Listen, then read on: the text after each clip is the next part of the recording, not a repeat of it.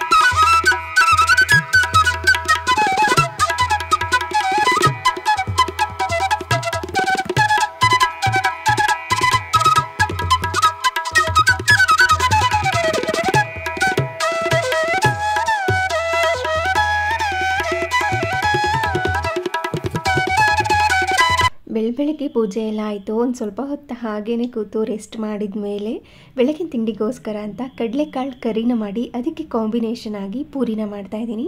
ಪೂರಿನೂ ಸಹ ಸ್ವಲ್ಪ ಡಿಫ್ರೆಂಟಾಗಿ ಇರುತ್ತೆ. ಅದಕ್ಕೆ ಕಾಂಬಿನೇಷನ್ ಆಗಿ ಈ ಕಡಲೆಕರಿ ಒಂದೊಳ್ಳೆ ಸೂಪರ್ ಆಗಿರೋಂಥ ಕಾಂಬಿನೇಷನ್. ನಾರ್ಮಲ್ ಆಗಿ ತರಕಾರಿ ಗೊಜ್ಜು, ತರಕಾರಿ ಸಾಗು, ಕುರ್ಮಾ ಮಾಡ್ತಾನೆ ಇರ್ತೀವಿ. ಆದರೆ ಈ ಥರ ಒಮ್ಮೆ ಇದನ್ನು ಸಹ ಟ್ರೈ ಮಾಡಿ ನೋಡಿ. ಈ ಪೂರಿ ಜೊತೆಗೆ ನಿಮ್ಮ ಮನೆಯವ್ರಿಗೂ ಕೂಡ ಇಷ್ಟ ಆಗ್ಬೋದು. ಇವಾಗ ರಾತ್ರಿ ಇಡೀ ಕಡಲೆಕಾಳನ್ನು ನೆನೆಸಿಟ್ಕೊಂಡಿದ್ದೆ. ಇವಾಗ ಅದನ್ನು ಬೇಯೋದಕ್ಕೆ ಇಟ್ಕೊತಾ ಇದ್ದೀನಿ. ಒಂದು ಕುಕ್ಕರ್ಗೆ ಸ್ವಲ್ಪ ನೀರನ್ನ ಹಾಕ್ಕೊಂಡಿದ್ದೀನಿ. ಆದಷ್ಟು ಬೇಯೋಷ್ಟು ಮಾತ್ರ ನೀರನ್ನು ಹಾಕ್ಕೊಂಡ್ರೆ ಸಾಕಾಗುತ್ತೆ.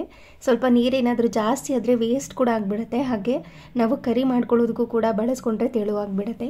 ಅದಕ್ಕೋಸ್ಕರ ಆದಷ್ಟು ಬೇಯೋಷ್ಟು ಮಾತ್ರ ಹಾಕಿ ಅದಕ್ಕೆ ಸ್ವಲ್ಪ ಉಪ್ಪನ್ನು ಸೇರಿಸಿ ಬೇಯಿಸ್ಕೊತಾ ಇದ್ದೀನಿ. ಉಪ್ಪನ್ನು ಹಾಕ್ಕೊಂಡ್ರೆ ಕೆಲವರು ಕಲರ್ ಚೇಂಜ್ ಆಗುತ್ತೆ ಅಂತ ಹೇಳ್ತಾರೆ, ಬಟ್ ಇದಕ್ಕೆ ಕಲರ್ ಚೇಂಜ್ ಆದ್ರೇ ಚೆನ್ನಾಗಿರುತ್ತೆ. ಅದಕ್ಕೋಸ್ಕರ ಅದನ್ನು ಹಾಗೇ ಹಾಕ್ಕೊಂಡಿದ್ದೀನಿ. ಉಪ್ಪನ್ನು ಹಾಕ್ಕೊಳ್ಳದೆ ಕಾಳನ್ನು ಬೇಯಿಸ್ಕೊಂಡ್ರೆ ಉಪ್ಪೇ ಹಿಡ್ದಿರೋದಿಲ್ಲ ಕಾಳಿಗೆ. ಈ ಪೂರಿ ಜೊತೆ ಎಲ್ಲ ತಿಂದಾಗ ಸಪ್ಪೆ ಸಪ್ಪೆ ಅನಿಸ್ತಿರುತ್ತೆ. ಅದಕ್ಕೋಸ್ಕರ ಉಪ್ಪನ್ನು ಹಾಕಿ ಬೇಯಿಸ್ಕೊಳ್ಳೋದು. ಇನ್ನು ಬಹಳಷ್ಟು ಜನ ಉಪ್ಪನ್ನು ಹಾಕಿದ್ರೆ ಕಾಳು ಬೇಯೋದಿಲ್ಲ ಅಂತ ಹೇಳ್ತಾರೆ. ಆ ಥರ ಏನೂ ಇಲ್ಲ. ಮೋಸ್ಟ್ಲಿ ನೀರೇನಾದರೂ ಡಿಫ್ರೆನ್ಸ್ ಆದರೆ, ಹಾರ್ಡ್ ವಾಟರ್ ಥರ ಏನಾದರೂ ಇದ್ದರೆ ಮೋಸ್ಟ್ಲಿ ಆ ಥರ ಆಗ್ಬೋದೇನೋ, ಇಲ್ಲ ಸಾಲ್ಟ್ ವಾಟರ್ ಏನಾದರೂ ಇದ್ದರೆ ಆ ಥರ ಆಗುತ್ತೇನೋ ಗೊತ್ತಿಲ್ಲ. ಆದರೆ ನಮ್ಮನೆಯಲ್ಲಿ ನಾನು ಯಾವುದೇ ಕಾಳಿಗೆ ಉಪ್ಪನ್ನು ಹಾಕಿ ಬೇಯಿಸಿದ್ರೂ ಕೂಡ ಕಾಳು ತುಂಬ ಚೆನ್ನಾಗೇ ಬೆಂದಿರುತ್ತೆ. ಇವಾಗ ಕಾಳನ್ನು ಬೇಯೋದಕ್ಕೆ ಇಟ್ಕೊಂಡಿದ್ದೀನಿ. ಹಾಗೆ ಇನ್ನೊಂದು ಸೈಡಲ್ಲಿ ಪೂರಿ ಹಿಟ್ಟನ್ನು ಕಲಿಸ್ಕೊತಾ ಇದ್ದೀನಿ. ಮೈದಾ ಹಿಟ್ಟು ಸ್ವಲ್ಪ ಇತ್ತು, ಅದು ವೇಸ್ಟ್ ಆಗಿಬಿಡ್ತಾ ಇತ್ತು, ಎಕ್ಸ್ಪೈರ್ ಸಹ ಆಗ್ತಾ ಇತ್ತು. ಅದಕ್ಕೋಸ್ಕರ ಅದನ್ನು ಸ್ವಲ್ಪ ಹಾಕಿ ಸ್ವಲ್ಪ ಗೋಧಿ ಹಿಟ್ಟನ್ನು ಸಹ ಸೇರಿಸ್ಕೊಂಡು ಅದಕ್ಕೆ ಸ್ವಲ್ಪ ಉಪ್ಪು ಸಕ್ಕರೆನ ಹಾಕ್ಕೊಂಡಿದ್ದೀನಿ. ಪೂರಿ ಹಿಟ್ಟನ್ನು ಕಲಿಸ್ಕೊಳ್ಳೋವಾಗ ಸಕ್ಕರೆನ ಹಾಕ್ಕೊಳ್ಳೋದ್ರಿಂದ ಕಲರ್ ಕೂಡ ತುಂಬ ಚೆನ್ನಾಗಿ ಬರುತ್ತೆ, ರುಚಿ ಕೂಡ ತುಂಬ ಚೆನ್ನಾಗಿರುತ್ತೆ. ನಂತರ ಅದನ್ನು ಡ್ರೈ ಮಿಕ್ಸ್ನ ಮಾಡ್ಕೊಂಡ್ಮೇಲೆ ಇದಕ್ಕೆ ಸ್ವಲ್ಪನೇ ಮೊಸರನ್ನ ಹಾಕಿ ಮಿಕ್ಸ್ ಮಾಡಿಕೊಂಡು ಹಿಟ್ಟನ್ನು ನಾದ್ಕೊಂಡು ಕಲಿಸ್ಕೊಂಡಿದ್ದೀನಿ. ಈ ಥರ ಮೊಸರು ಅಥವಾ ಹಾಲನ್ನು ಹಾಕಿ ಪೂರಿ ಹಿಟ್ಟನ್ನು ಕಲಿಸ್ಕೊಳ್ಳೋದ್ರಿಂದ ಸೂಪು ಸಾಫ್ಟಾಗಿ ಆಗೋದ್ರ ಜೊತೆಗೆ ಸ್ವಲ್ಪ ಡಿಫ್ರೆಂಟಾಗಿ ಬೇರೆಯೇ ಟೇಸ್ಟ್ ಇರುತ್ತೆ. ಬೇಕಿದ್ರೆ ಒಮ್ಮೆ ಟ್ರೈ ಮಾಡಿ ನೋಡಿ. ಹಾಗೆ ಮಧ್ಯದಲ್ಲಿ ಸ್ವಲ್ಪ ಎಣ್ಣೆನ ಹಾಕಿ ಚೆನ್ನಾಗಿ ಹಿಟ್ಟನ್ನು ನಾದ್ಕೊಂಡು ಕಲಿಸ್ಕೊಂಡಿದ್ದೀನಿ. ಮೊದಲೇ ಹಿಟ್ಟನ್ನು ಕಲಸಿಟ್ಕೊಂಡ್ಬಿಡ್ತು ಅಂತಂದರೆ ನಾವು ಕರಿ ಎಲ್ಲ ಮಾಡ್ಕೊಳ್ಳೋ ಅಷ್ಟರಲ್ಲಿ ಹಿಟ್ಟು ಕೂಡ ಸೂಪು ಸಾಫ್ಟಾಗಿ ಆಗಿರುತ್ತೆ, ಹಾಗೆ ಪೂರಿ ಕೂಡ ತುಂಬ ಚೆನ್ನಾಗಿ ಬರುತ್ತೆ ಅಂತ. ನಂತರ ಅದ್ರ ಮೇಲೆ ಇನ್ನೊಂದು ಸ್ವಲ್ಪ ಎಣ್ಣೆನ ಹಾಕಿ ಚೆನ್ನಾಗಿ ಗ್ರೀಸ್ ಮಾಡಿ ಎತ್ತಿಟ್ಕೊಂಡಿದ್ದೀನಿ. ಇನ್ನು ಈ ಕಡಲೆಕಾಳು ಕರಿಗೆ ಸ್ವಲ್ಪ ಈರುಳ್ಳಿ, ಟೊಮ್ಯಾಟೊ, ಶುಂಠಿ, ಬೆಳ್ಳುಳ್ಳಿ ಇದೆಲ್ಲವೂ ಸಹ ಬೇಕಾಗುತ್ತೆ. ಅದನ್ನೆಲ್ಲ ಕಟ್ ಮಾಡಿಕೊಂಡು ರೆಡಿ ಮಾಡ್ಕೋತಾ ಇದ್ದೀನಿ. ಏನು ಕಡಲೆಕಾಳು ಕರಿ ಮಾಡ್ತಾ ಇದ್ದೀನಲ್ವಾ, ಅದು ದೋಸೆಗೂ ತುಂಬ ಚೆನ್ನಾಗಿರುತ್ತೆ, ಪೂರಿಗೆ ಚೆನ್ನಾಗಿರುತ್ತೆ, ಚಪಾತಿಗೆ, ಪರೋಟಾಗೆ, ಹಾಗೆ ರೈಸ್ ಜೊತೆಗೂ ಕೂಡ ತುಂಬ ಚೆನ್ನಾಗಿರುತ್ತೆ. ಬೇಕಿದ್ರೆ ಒಂದ್ಸರಿ ಟ್ರೈ ಮಾಡಿ ನೋಡಿ, ನಿಮಗೂ ಕೂಡ ಇಷ್ಟ ಆಗ್ಬೋದು. ಹಾಗೆ ಇದನ್ನು ಅಂದರೆ ಈ ಈರುಳ್ಳಿ, ಟೊಮ್ಯಾಟೊನೆಲ್ಲ ಫ್ರೈ ಮಾಡಿಕೊಂಡು ರುಬ್ಕೊಳ್ಳೋದ್ರಿಂದ ಇದನ್ನು ರಫಾಗಿ ಕಟ್ ಮಾಡಿಕೊಂಡ್ರೂ ಕೂಡ ನಡೆಯುತ್ತೆ. ಅದಕ್ಕೋಸ್ಕರ ಸಣ್ಣದಾಗಿ ಉದ್ದುದ್ದಾಗೇ ಕಟ್ ಮಾಡ್ಕೋತಾ ಇದ್ದೀನಿ. ಇಲ್ಲಿ 2 ಈರುಳ್ಳಿ, 2 ಟೊಮ್ಯಾಟೊನ ತೊಗೊಂಡಿದ್ದೀನಿ. ಹುಳಿ ಟೊಮ್ಯಾಟೊ ಆದರೆ 2 ಸಾಕಾಗುತ್ತೆ. ಈ ಲೈಟ್ ಟೊಮ್ಯಾಟೊ ಅಂತ ಬರುತ್ತಲ್ವ ಹೈಬ್ರಿಡ್, ಅದಾದರೆ 3ರಿಂದ 4 ತೊಗೋಬೇಕಾಗುತ್ತೆ. ಹಾಗೆ ನಿಮಗೆ ಗ್ರೇವಿ ಕನ್ಸಿಸ್ಟೆನ್ಸಿ ಯಾವ ಥರ ಬೇಕು ಅಲ್ವಾ, ಅದಕ್ಕೆ ತಕ್ಕಂತೆ ನೀವು ಈರುಳ್ಳಿ ಟೊಮ್ಯಾಟೊನ ಹಾಕ್ಕೋಬೋದು. ನಿಮಗೆ ಸ್ವಲ್ಪ ಕಾಳು ಕಡಿಮೆ ಬೇಕು, ಗೊಜ್ಜು ಥರ ಜಾಸ್ತಿ ಬೇಕು ಅಂತಂದರೆ ಈರುಳ್ಳಿ ಟೊಮ್ಯಾಟೊನ ಜಾಸ್ತಿ ಹಾಕ್ಕೋಬೋದು. ಇಲ್ಲ 2 ಮೀಡಿಯಮ್ ಆಗಿ ಬೇಕು ಅಂದರೆ ಇದು ಸಾಕಾಗುತ್ತೆ. ನಂತರ ಅಲ್ಲಿ ಶುಂಠಿ, ಬೆಳ್ಳುಳ್ಳಿನೂ ಸಹ ಕಟ್ ಮಾಡ್ಕೊಂಡು ಎತ್ತಿಟ್ಕೊಂಡಿದ್ದೀನಿ. ಸ್ವಲ್ಪ ಕರಿಬೇವಿನ ಸೊಪ್ಪು, ಕೊತ್ತಂಬರಿ ಸೊಪ್ಪನ್ನು ಕೂಡ ಹಾಕ್ಕೊಂಡಿದ್ದೀನಿ. ಹಾಗೆ ಇನ್ನೊಂದು ಸೈಡಲ್ಲಿ ತೆಂಗಿನಕಾಯಿನ ರುಬ್ಕೋಬೇಕು. ನಾನು ಇದನ್ನು ಸಪ್ರೇಟಾಗಿ ರುಬ್ಬಿ ಕಾಯಿ ಹಾಲು ಥರ ಮಾಡ್ಕೊಂಡು ಸೇರಿಸ್ಕೋತೀನಿ. ಅಂದರೆ ಜಸ್ಟ್ ಸ್ವಲ್ಪ ನೀರನ್ನು ಹಾಕಿ ರುಬ್ಕೊಂಡು ಸೇರಿಸ್ಕೊಳ್ಳೋದು. ಮಸಾಲೆ ಜೊತೆನೇ ಹಾಕ್ಕೋಬೋದು, ಅದು ಕೂಡ ರುಚಿಯಾಗಿಯೇ ಬರುತ್ತೆ. ಆದರೆ ಈ ಥರ ಮಾಡ್ಕೊಂಡು ಸೇರಿಸ್ಕೊಳ್ಳೋದ್ರಿಂದ ಸ್ವಲ್ಪ ಎಕ್ಸ್ಟ್ರಾ ಟೇಸ್ಟೇ ಬರುತ್ತೆ. ಅದಕ್ಕೋಸ್ಕರ ಕೊನೆಯಲ್ಲಿ ಸೇರಿಸ್ಕೋತೀನಿ. ಇವಾಗ ಇದನ್ನು ರುಬ್ಕೋತಾ ಇದ್ದೀನಿ. ಹಾಗೆ ಇದನ್ನು ರುಬ್ಕೋತಾ ಇದ್ದೀನಲ್ವಾ, ಈ ಬುಲೆಟ್ ಜಾರು, ಅದನ್ನು ನಾನು ಸೆಪ್ರೇಟಾಗಿ ತೊಗೊಂಡಿದ್ದು. ನಾನು ತುಂಬ ಸತಿ ಶೇರ್ ಮಾಡಿದ್ದೀನಿ ಅಂತ ಅನಿಸುತ್ತೆ. ತುಂಬ ಯೂಸ್ಫುಲ್ ಇದೆ ಇದು ಮಾತ್ರ. ಬಹಳಷ್ಟು ಜನ ಹೇಳ್ತಾ ಇದ್ರು ಇದನ್ನೊಂದು 2 ಸತಿ ಯೂಸ್ ಮಾಡಿದ್ರೆ ಲೀಕ್ ಆಗುತ್ತೆ ಅಂತೆಲ್ಲ. ಆ ಥರ ಯಾವುದೂ ಇಲ್ಲ. ತುಂಬ ಅಂದರೆ ತುಂಬ ಇಷ್ಟ ಆಯಿತು. ಕ್ವಾಲಿಟಿ ಕೂಡ ತುಂಬ ಚೆನ್ನಾಗಿದೆ. ಇದ್ರ ಲಿಂಕ್ ಏನಾದರೂ ಬೇಕು ಅಂದರೆ ನಾನು ಡಿಸ್ಕ್ರಿಪ್ಷನ್ ಬಾಕ್ಸ್ನಲ್ಲಿ ಕೊಟ್ಟಿರ್ತೀನಿ, ಚೆಕ್ ಮಾಡಿ ನೋಡಿ. ಬೆಸ್ಟ್ ಅಂದರೆ ಬೆಸ್ಟ್ ಅಂತ ಅನಿಸ್ತು. ಒಳ್ಳೆ ಇನ್ವೆಸ್ಟ್ಮೆಂಟ್ ಅಂತ ಕೂಡ ಅನಿಸ್ತು. ಅಂದರೆ ಅಫೋರ್ಡಬಲ್ ಪ್ರೈಸ್ನಲ್ಲಿ ಸಿಗುತ್ತೆ. ಈ ಥರ ಮಿಕ್ಸಿಗೆ ಅಂದರೆ ನಾರ್ಮಲ್ ಮಿಕ್ಸಿಗೆ ಹಾಕ್ಕೋಬೋದು. ಇನ್ನು ಬುಲೆಟ್ ಮಿಕ್ಸರ್ನೇ ತೊಗೋಬೇಕು ಅನ್ನೋದು ಕೂಡ ತಪ್ಪತ್ತೆ. ಬೆಸ್ಟ್ ಅಂತಲೇ ಹೇಳ್ಬೋದು. ಹಾಗೆ ಇವಾಗ ಕಾಳು ಸಹ ಬಂದಿತ್ತು, ಆ ವಿಷಲ್ ಸಹ ಹೋಗಿತ್ತು. ಕರೆಕ್ಟಾಗಿದೆಯಾ ಅಂತ ಚೆಕ್ ಮಾಡಿಕೊಂಡೆ. ಇವಾಗ ಮಸಾಲೆ ರುಬ್ಕೊಳ್ಳೋದಕ್ಕೆ ಅಂತ ಒಂದು ಪ್ಯಾನ್ನ ಬಿಸಿ ಮಾಡಲಿಕ್ಕೆ ಇಟ್ಕೊಂಡು ಸ್ವಲ್ಪ ಎಣ್ಣೆನ ಹಾಕಿ ಅದು ಕಾದಾದ ನಂತರ ಚಕ್ಕೆ, ಲವಂಗ, ಏಲಕ್ಕಿ, ಸ್ವಲ್ಪ ಜೀರಿಗೆ, 2 ಸ್ಪೂನಷ್ಟು ಧನಿಯಾ ಕಾಳುಗಳನ್ನ ಹಾಕಿ ಚೆನ್ನಾಗಿ ಇದನ್ನು ಮಿಕ್ಸ್ ಮಾಡಿಕೊಂಡು ಸ್ವಲ್ಪ ಹೊತ್ತು ಫ್ರೈ ಮಾಡ್ಕೋಬೇಕು. ಅದಾದ ನಂತರ ಏನು ನಾವು ಕಟ್ ಮಾಡಿ ಇಟ್ಕೊಂಡಿದ್ವಿ ಈರುಳ್ಳಿ, ಏನು ಸಣ್ಣದಾಗಿ ಉದ್ದದಾಗಿತ್ತಲ್ವ, ಅದನ್ನು ಈ ಥರ ಸ್ವಲ್ಪ ಬಿಡಿಯಾಗಿ ಮಾಡಿ ಸೇರಿಸ್ಕೊತಾ ಇದ್ದೀನಿ. ಹಾಗೆ ಈ ಹಂತದಲ್ಲೇ ಶುಂಠಿ, ಬೆಳ್ಳುಳ್ಳಿ ಮತ್ತು ಕರಿಬೇವಿನ ಸೊಪ್ಪು ಇಷ್ಟನ್ನು ಸಹ ಹಾಕಿ ಸ್ವಲ್ಪ ಹೊತ್ತು ಇದನ್ನು ಫ್ರೈ ಮಾಡ್ಕೋಬೇಕಾಗತ್ತೆ. ತುಂಬ ಜಾಸ್ತಿ ಹೊತ್ತೇನೂ ಇಲ್ಲ, ಸ್ವಲ್ಪ ಈರುಳ್ಳಿದು ಹಸಿ ವಾಸನೆ ಹೋದರೆ ಸಾಕಾಗುತ್ತೆ. ಅಲ್ಲಿ ತನಕ ಇದನ್ನು ಫ್ರೈ ಮಾಡ್ಕೋಬೇಕು. ಅದಾದಮೇಲೆ ಟೊಮ್ಯಾಟೊನೂ ಕೂಡ ಸೇರಿಸ್ಕೊಂಡು ಫ್ರೈ ಮಾಡ್ಕೋಬೇಕಾಗತ್ತೆ. ಶುಂಠಿ ಬೆಳ್ಳುಳ್ಳಿನ ಈ ಥರ ಮಸಾಲೆ ರುಬ್ಕೊಳ್ಳೋವಾಗ ಹಾಕ್ಕೊಂಡ್ರೂ ಕೂಡ ನಡೆಯುತ್ತೆ. ಇಲ್ಲಾಂದರೆ ಒಗ್ಗರಣೆಗೆ ಹಾಕ್ಕೋತೀವಲ್ವ, ಆವಾಗ ಶುಂಠಿ ಬೆಳ್ಳುಳ್ಳಿ ಪೇಸ್ಟನ್ನು ಹಾಕ್ಕೊಂಡು ಸಹ ಮಾಡ್ಕೋಬೋದು. ನಿಮಗೆ ಹೇಗೆ ಅನುಕೂಲ ಆ ಥರ ಮಾಡ್ಕೊಳ್ಳಿ. ಈರುಳ್ಳಿನ ಸ್ವಲ್ಪ ಹೊತ್ತು ಫ್ರೈ ಮಾಡ್ಕೊಂಡ್ಮೇಲೆ ಕಲರ್ ಚೇಂಜ್ ಆಗಿರುತ್ತೆ, ಸ್ವಲ್ಪ ಹೊತ್ತು ಫ್ರೈ ಆಗಿರುತ್ತೆ. ಈ ಹಂತದಲ್ಲಿ ಟೊಮ್ಯಾಟೊನ ಸೇರಿಸ್ಕೊಳ್ತಾ ಇದ್ದೀನಿ. ಸೇರಿಸ್ಕೊಂಡ್ಮೇಲೆ ಮತ್ತೆ ಇದನ್ನು ಚೆನ್ನಾಗಿ ಮಿಕ್ಸ್ ಮಾಡಿಕೊಂಡು ಫ್ರೈ ಮಾಡ್ಕೋಬೇಕು. ಟೊಮ್ಯಾಟೊ ಹಾಕಿದ್ಮೇಲೆ ಈ ಟೊಮ್ಯಾಟೊ ಸ್ವಲ್ಪ ಸಾಫ್ಟಾಗಿರುತ್ತೆ ನೋಡಿ, ಅಲ್ಲಿ ತನಕ ಇದನ್ನು ಫ್ರೈ ಮಾಡಿ ಒಂದು ಚಿಕ್ಕ ಸ್ಪೂನಲ್ಲಿ 1 ಸ್ಪೂನಷ್ಟು ಗಸಗಸೆನ ಹಾಕ್ಕೋತಾ ಇದ್ದೀನಿ. ಅದನ್ನು ಸಹ ಮಿಕ್ಸ್ ಮಾಡಿಕೊಂಡು ಸ್ವಲ್ಪ ಹೊತ್ತು ಇದನ್ನು ಫ್ರೈ ಮಾಡ್ಕೋಬೇಕು. ಕೊನೆಯಲ್ಲಿ ಸ್ವಲ್ಪ ಕೊತ್ತಂಬರಿ ಸೊಪ್ಪನ್ನು ಹಾಕಿ ಮಿಕ್ಸ್ ಮಾಡಿಕೊಂಡು ಇದನ್ನು ಕಂಪ್ಲೀಟಾಗಿ ಕೂಲ್ ಆಗೋದಕ್ಕೆ ಬಿಡಬೇಕು. ಕಂಪ್ಲೀಟಾಗಿ ಕೂಲಾದ ನಂತರ ಮಿಕ್ಸಿ ಜಾರ್ಗೆ ಹಾಕಿ ಅದಕ್ಕೆ ಸ್ವಲ್ಪ ಅರಿಶಿನ ಪುಡಿ ಹಾಗೆ ಅಚ್ಕಾರದ ಪುಡಿನ ಹಾಕಿ ರುಬ್ಕೋಬೇಕಾಗುತ್ತೆ.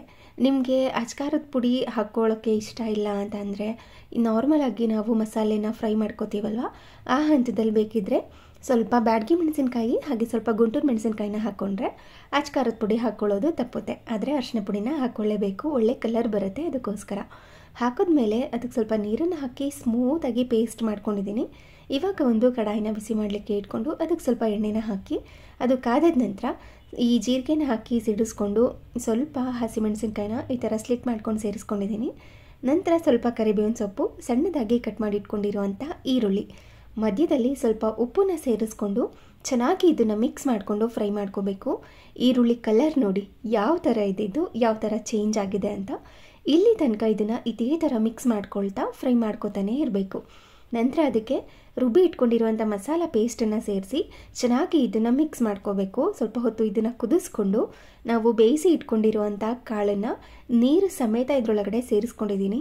ಸ್ವಲ್ಪ ತೆಳುವಾಗಿಬಿಡುತ್ತೆ, ಅದಕ್ಕೋಸ್ಕರನೇ ನೀರನ್ನು ಕಡಿಮೆ ಹಾಕ್ಕೊಳ್ಳಿ ಅಂತ ಹೇಳಿದ್ದು.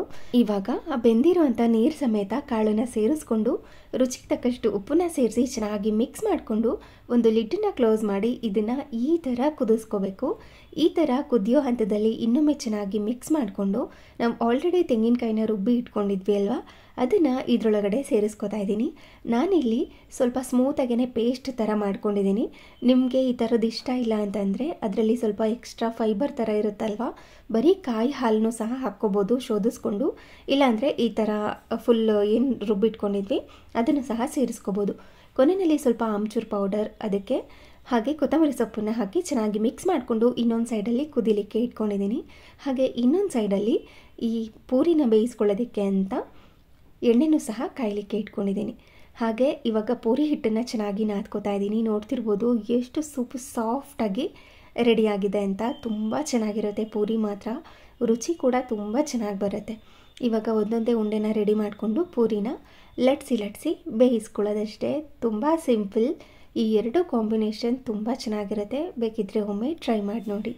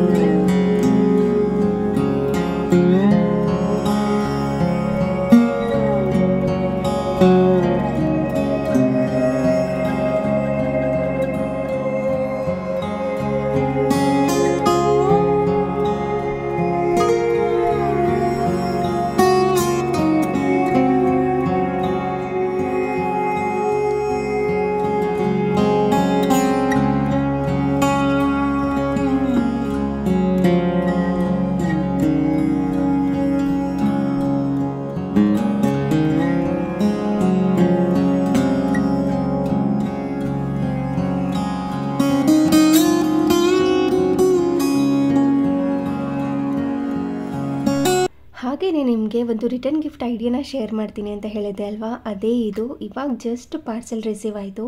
ಟೋಟಲ್ 12 ಪರ್ಸ್ ಬರುತ್ತೆ. ಹಾಗೆ ಇದ್ರ ಪ್ರೈಸ್ ಕೂಡ ತುಂಬ ಅಫೋರ್ಡಬಲ್ ಆಯಿತಾ. ಬರೀ 300 ಚಿಲ್ಲರೆ ಏನೋ ಅಷ್ಟೇ, 340 ರೂಪಾಯಿ ಇರಬೇಕು. ಆಲ್ಮೋಸ್ಟ್ ಒಂದು ಪರ್ಸ್ಗೆ 28 ರುಪೀಸ್ 30 ರುಪೀಸ್ ಬೀಳ್ಬೋದಷ್ಟೇ. ಯಾವಾಗ್ಲೂ ಬ್ಲೌಸ್ ಪೀಸ್ನೇ ಕೊಡ್ತಿರ್ತೀರಾ ವರಮಹಾಲಕ್ಷ್ಮಿ ಹಬ್ಬಕ್ಕೆ, ಇಲ್ಲಾಂದರೆ ರಿಟರ್ನ್ ಗಿಫ್ಟ್ ಆಗಿ. ಅದು ಒಬ್ರು ಕೊಟ್ಟರೆ ಅವರು ಇನ್ನೊಬ್ರು ಕೊಡ್ತಾರೆ, ಅವ್ರು ಮತ್ತೊಬ್ರು ಕೊಡ್ತಾರೆ, ಆ ಥರ ಆಗ್ತಿರುತ್ತೆ. ಚೆನ್ನಾಗಿರೋದು ಕೊಟ್ಟರೆ ಹೊಲಿಸಿ ಹಾಕೋತಾರೆ, ಇಲ್ಲ ಅಂತಂದರೆ ಸುಮ್ಮನೆ ಹಾಗೇನೆ ಮತ್ತೊಬ್ರಿಗೆ ಇನ್ನೊಬ್ರಿಗೆ ಕೊಡ್ತಿರ್ತಾರೆ. ಅದ್ರ ಬದಲಾಗಿ ಈ ಥರ ಪರ್ಸ್ನ ಕೊಟ್ಟರೆ ಬೆಸ್ಟ್ ಅಂತ ಅನಿಸ್ತು ನನಗೆ. ತುಂಬ ಅಫೋರ್ಡಬಲ್ ಪ್ರೈಸ್, ನೀವು ಬೇಕಿದ್ದರೆ ಟ್ರೈ ಮಾಡ್ಬೋದು. ಕಲರ್ ಕಾಂಬಿನೇಷನ್ ಕೂಡ ತುಂಬ ಚೆನ್ನಾಗಿದೆ, ಕ್ವಾಲಿಟಿ ಕೂಡ ತುಂಬ ಚೆನ್ನಾಗಿದೆ. ಇವಾಗ ಒಂದು ಜಿಪ್ ತೊಗೋಬೇಕು ಅಂದ್ರೂ 10 ರೂಪಾಯಿ ಹೇಳ್ತಾರೆ. ಅಂಥದ್ರಲ್ಲಿ ಆಲ್ಮೋಸ್ಟ್ 30 ರುಪೀಸ್ಗೆ ಒಂದು ಪರ್ಸೆ ಬಂದುಬಿಡುತ್ತೆ. ಈ ಥರ ಕಾಂಬೋಲ್ ತೊಗೊಂಡ್ರೆ ಬೆಸ್ಟ್ ಅಂತ ಅನಿಸುತ್ತೆ. ನೀವೇನಾದರೂ ವರಮಹಾಲಕ್ಷ್ಮಿ ಹಬ್ಬಕ್ಕೆ ಒಂದು ಒಳ್ಳೆ ರಿಟರ್ನ್ ಗಿಫ್ಟ್ ಹುಡುಕ್ತಾ ಇದ್ದರೆ ಇದನ್ನು ಡೆಫಿನೆಟ್ಲಿ ಟ್ರೈ ಮಾಡಿ. ಇದ್ರ ಲಿಂಕ್ನ ನಾನು ಡಿಸ್ಕ್ರಿಪ್ಷನ್ ಬಾಕ್ಸ್ನಲ್ಲಿ ಕೊಟ್ಟಿರ್ತೀನಿ, ಚೆಕ್ ಮಾಡ್ಬೋದು. ಹಾಗೆಯೇ ಇದೊಂದು ಬೆಡ್ಶೀಟ್ಗಳನ್ನೂ ಸಹ ತೊಗೊಂಡಿದ್ದೆ, ಅದನ್ನು ಸಹ ಶೇರ್ ಮಾಡ್ತಾಯಿದ್ದೀನಿ. ಪ್ಯೂರ್ ಕಾಟನ್ ಇದು. ಪ್ರಿಂಟ್ ನೋಡ್ತಿರ್ಬೋದು, ಹಾಗೆ ಕಲರ್ ಕಾಂಬಿನೇಷನ್ ನೋಡ್ತಿರ್ಬೋದು ಎಷ್ಟು ಚೆನ್ನಾಗಿದೆ ಅಂತ. ಇದ್ರ ಲಿಂಕ್ ಸಹ ನಾನು ಶೇರ್ ಮಾಡಿರ್ತೀನಿ, ಚೆಕ್ ಮಾಡ್ಬೋದು ನೀವು. ಹಾಗೆಯೇ ಇದನ್ನೆಲ್ಲ ನನ್ನ ಸ್ವಂತ ದುಡ್ಡಲ್ಲಿ ನಮ್ಮ ಮನೆಗೋಸ್ಕರ ತೊಗೊಂಡಿರುವಂಥ ಪ್ರಾಡಕ್ಟ್ಸ್ಗಳು. ಹಾಗೆ ಇನ್ಸ್ಟಾಗ್ರಾಮ್ನಲ್ಲಿ ನಾನು ಏನು ರೀಲ್ಸ್ ಮಾಡಿ ಹಾಕ್ತೀನಿ ಅಲ್ವಾ, ಅದೆಲ್ಲ ಪ್ರಮೋಷನ್ ವೀಡಿಯೋಗಳಲ್ವೇ ಅಲ್ಲ. ಈ ಥರ ನಾನು ಪ್ರಾಡಕ್ಟ್ ರಿವ್ಯೂ ಏನಾದರೂ ಮಾಡಿದ್ದೆ ಅಂದರೆ ಅದು ನಾನು ನನ್ನ ಸ್ವಂತ ದುಡ್ಡಲ್ಲಿ ತೊಗೊಂಡಿರುವಂಥ ಪ್ರಾಡಕ್ಟ್ಸ್ಗಳಾಗಿರುತ್ತೆ. ಯಾರಿಗಾದ್ರೂ ಯೂಸ್ಫುಲ್ ಆಗಲಿ ಅಂತ ಶೇರ್ ಮಾಡ್ತೀನಿ. ಹಾಗೆಯೇ ಬಹಳಷ್ಟು ಜನ ಲಿಂಕ್ ಸಹ ಕೇಳ್ತಿರ್ತಾರೆ, ಅದಕ್ಕೋಸ್ಕರ ನಾನು ಆ ಲಿಂಕ್ನೂ ಸಹ ಶೇರ್ ಮಾಡಿರ್ತೀನಿ. ಹಾಗೆ ಇದೊಂದು ಬೆಡ್ಶೀಟ್ ಆಯಿತು, ಅದು ಪ್ಯೂರ್ ಕಾಟನ್ ಬೆಡ್ಶೀಟ್, ತುಂಬ ಅಂದರೆ ತುಂಬ ಚೆನ್ನಾಗಿದೆ. ಹಾಗೆ ಇದೊಂದು ವೈಟ್ ಕಲರ್ ಬೆಡ್ಶೀಟ್ನೇ ತೊಗೊಂಡಿದ್ದೀನಿ, ಅದು ಸ್ವಲ್ಪ ವೈಟ್ ಕಲರೇ ಆಯಿತು. ಇದು ಸಹ ವೈಟ್ ಕಲರೇ ಆಯಿತು. ಇದರಲ್ಲಿ ಸ್ವಲ್ಪ ಫ್ಲವರ್ಸ್ ಮತ್ತು ಈ ಎಲೆಗಳು ಮತ್ತು ಈ ಹಾರ್ಟ್ ಸಿಂಬಲ್ ತುಂಬ ಕಲರ್ಫುಲ್ ಆಗಿದೆ. ಈ ಬೆಡ್ಶೀಟ್ ಮಾತ್ರ ತುಂಬ ಅಂದರೆ ತುಂಬ ಚೆನ್ನಾಗಿದೆ. ಬಟ್ಟೆ ಕೂಡ ತುಂಬ ಮಂದವಾಗಿದೆ.